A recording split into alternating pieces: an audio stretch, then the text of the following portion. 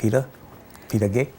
Edu Enka, as you know, the issue of whether to expand the runway at the TB Lettsome International Airport has been injected new life via the House of Assembly via the budget debate for this year since last week. Now, last week it was 6th District Representative Alvaro Maduro Keynes and 5th District Rep Dolores Christopher who began by voicing their concerns about the expansion project as well as that of their constituents. This week, that theme continued. Now, while the representatives spoke about their various projects that are either being executed in their government portfolios or in their constituencies, at the end of the day, what is clear is that government legislators, despite their affiliations to the ruling NDP administration, are making it clear that they want the Premier and the government to reconsider the plan for this project, which at this point is expected to cost in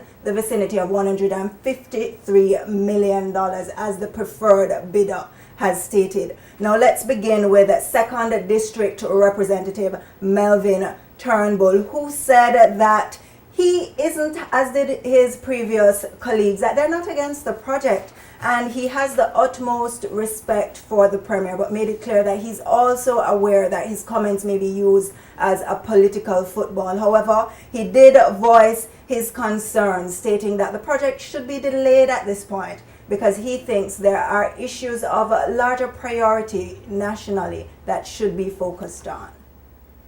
I am in full support of the development of an airport for this country. That is no question. There is no question, there's no deliberation about that, Madam Speaker. What I am even more firm in saying, Madam Speaker, but I don't believe that this is the right time for us to embark on such a project. Given the various needs that still exist for this territory in education,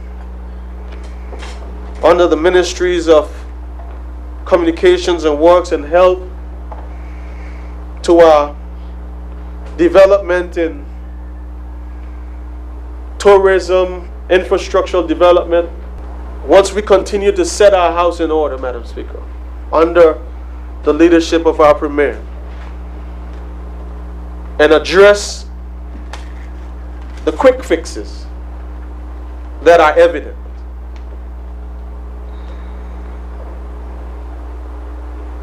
then in the very foreseeable future, we will be in a better position to undertake such a project. This land is a bountiful land, Madam Speaker.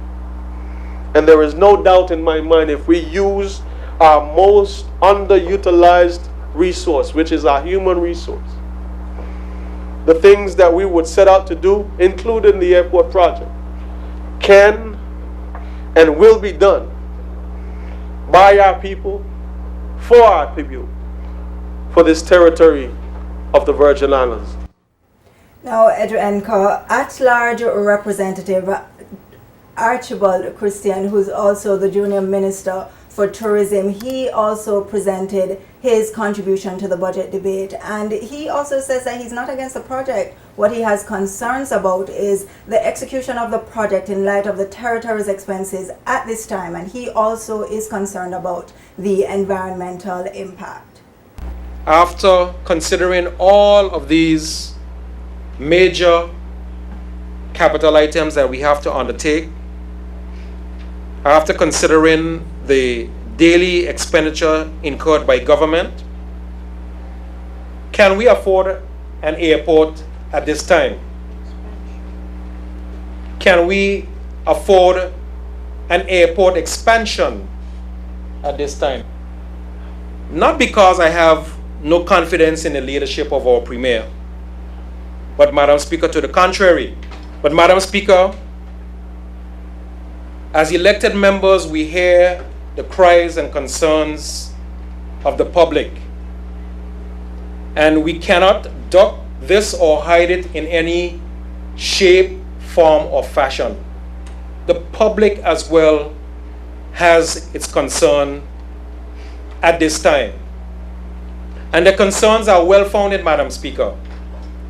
Some have said to me, well, how will the building of the extended airport affect our debt payments over the years? How will it affect our borrowing guidelines? What impact will it have on the yet to fly BVI Airways? The question is, what will it look like and what will it cost? What will the impact be on economic and environmental sustainability of our territory? So, Edu Enka, so far in this budget debate, there have been 4 government legislators who've expressed opposition to this project, not period, but at this point in time, and 3 who are in favor. But we'll speak about those 3 shortly. What are your thoughts on what has been said so far on this budget debate? I mean, I understand completely what's going on, and the one thing that jumps out immediately, of course, is the political ramification of what is being said by the members of the same team. And you would have expected that they would have ironed those differences out behind closed doors and would have come to a decision, at least not to discuss it in public. There is no really need to have a discussion about it in the budget debates. It does not add or take away from the budgetary process, which is a process that reflects the government policy in terms of allocation of resources for education, for healthcare, for infrastructure development, and so on. So I don't know why they chose to come out publicly with that discussion at this particular time. That's one thing. Of course, I agree with, and I think that one of the concerns that Honorable Christian has about the borrowing guidelines and how close they are to the borrowing guidelines, and would we be able to borrow more money after that borrowing for that project to continue the much needed infrastructural development that is ongoing, that is costing a lot of money by virtue of the fact that we took so long to address some of the infrastructural issues in the country. So that's one thing. And of course, a behind the scenes issue is who is going to do the project. And you have a considerable amount of pressure being placed on elected officials that there be increased local participation, and as much of that $153+ million that's being spent by the people of the territory remains in the territory. So those are the concerns I think that is being had, and of course could have been discussed behind closed doors until such time that everybody was on the same page, and then make it known. That's perhaps it's a good thing that all this is coming out in the wash, and we'll see how it plays out in public opinion.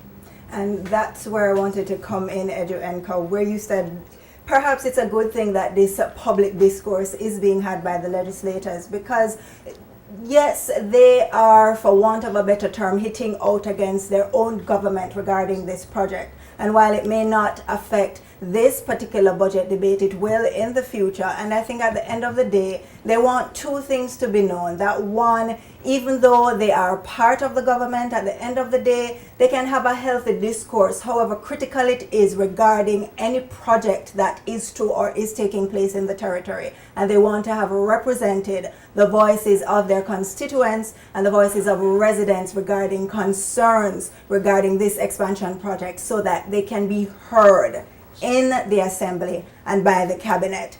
And before we go, we should also look at the other side of the coin, where not all legislators are against this project. two of the presentations that took place today from Marlon Penn of District 8 and Minister Vanterpool, that's Mark Vanterpool, at-large representative and Minister of Communications and Works. They seem to be in favor of the project. Mr. Penn was outrightly in favor of the project. However, for Minister Vanterpool, it was much more reading in between the lines of what he was saying. Let's take a look at what Minister Penn had to say.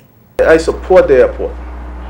I think it's very critical to economic development and development of a country. I mean, there are concerns that were raised and the concerns that are raised over and over, and I know that those concerns are being considered, and I think that's what the Premier is doing. Taking all the concerns that have been expressed to ensure that the process that is being executed is being addressed with those concerns in mind. You know, I don't want to debate this project in here, because I think there's a process that's happening, and we need to allow the process to happen. And I know that the concerns are going forward with that process. It's an important project to economic development. I think it's the gateway to a lot of the development that would happen in this country in the future, and it has to happen. It's just how, and I think we will work out the how. Now, Minister Vanterpool spoke about the necessity of criticism in any vibrant democracy. And I think even though he did not raise specifically the point of the airport, in making that connection, he spoke about the criticisms made regarding the downturn in the financial services and the cruise pier and park project. And he spoke quite glowingly about them in providing an update in terms of how they were performing. And at the end of the day, he commended the Premier for the work he has done regarding all the major capital development projects in the territory, specifically the financial services, and actually used the word tenacity to describe the Premier. Take a look. I want to really commend our Premier for his, I'm going to use the word tenacity, for his smooth way, his gentle way, the way he's handling and managing the challenges that are coming in this area. And I want to encourage him that we're on the right path to growth and prosperity here in the Virgin Islands. Let him stay on the wheel. There will be currents. Strong currents sometimes. But that is the test of the captain. We may have different opinions as to how it should be done, when it should be done, where it should be done, who it should be done for, and so on. But at the end of the day, it's all, Madam Speaker, being done for the good of the people of the Virgin Islands.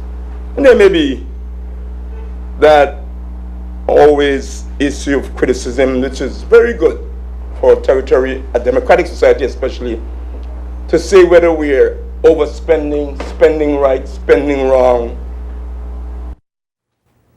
And so, Enka, there you have it, both sides of the coin being represented regarding this airport expansion project in the House of Assembly. And at the end of the day, what it also shows residents of the British Virgin Islands is that their voices are being listened to and carried to the Legislative House of Assembly. Well, certainly you can say that, but there's a certain level of ambiguity in what appears to be pro and for and against, and I don't think that it is. You can say that anyone on the government side is against the project. You know, really, they all start off by saying we are for the project, yes, but not now. Yes. Or can we afford it? You know, and I think it speaks to the importance of making sure that we understand where we are as a country financially, so that those decisions can be data-based. And I've always, that's one of my pet peeves, that we need to have our decisions based on empirical facts. You know, this is the growth of our economy. This is the money that we have. This is where our borrowing guidelines are at the moment. If we borrow this money, what the impact will be on our finances. Would be able to borrow in the case of an emergency, would be able to get more money to continue our infrastructural projects. And it's a very easy presentation, and I can't for the life of me understand why those types of presentations are not being made to the public in order so that everybody get a clear understanding of whether yes we can, or yes we should wait, or no we can't. But the debate is good. And the Premier has said that discussions will be held publicly going forward regarding this airport expansion project. And of course, Edwin, we must let our viewers know that they can check out this story and other updates and developments regarding this story on our Facebook page, YouTube channel, and of course, our daytvlive.net website.